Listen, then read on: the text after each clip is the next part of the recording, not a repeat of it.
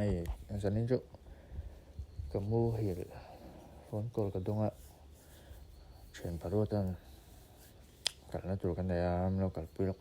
để hay mình cả bự này Baik lah ubiang lah so masa ka regular customer ka regular passenger ni le tahu box ya. Dal saksa ngai. Yang ai yang musi lawar ti be box ne. Passenger regular lo ni be box ne. Còn mình chuồng ngay ni.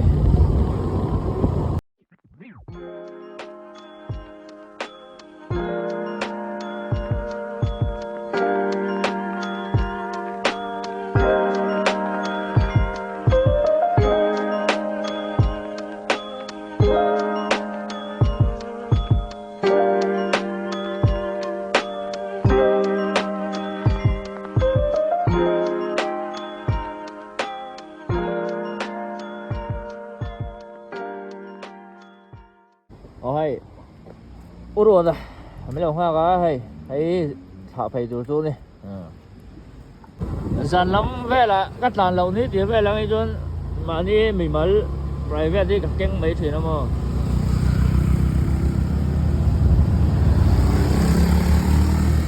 phọc lên rượu phọc hay ôi phu mày kalau mau hiểu sẽ đậu tòa mà sẽ thuần thú ở ngay chám ô mà sao thật thuần thú rồi kami ka aron top đấy à rồi cái em ka nang mà ha ilaw dia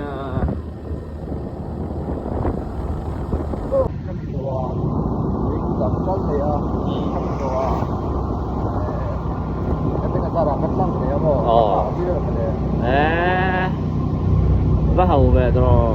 hay giờ nên dụ ô rồi ra mình bầu quý chất mà gắn liệt lại thôi này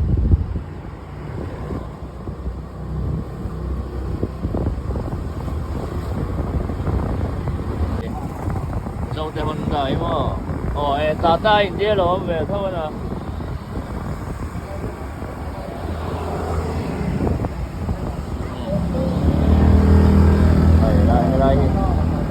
đây ta tôi này rồi hero hay là chị hiền này đấy giờ nên chỗ ở viên luôn một đôi là phút to khóc mày hay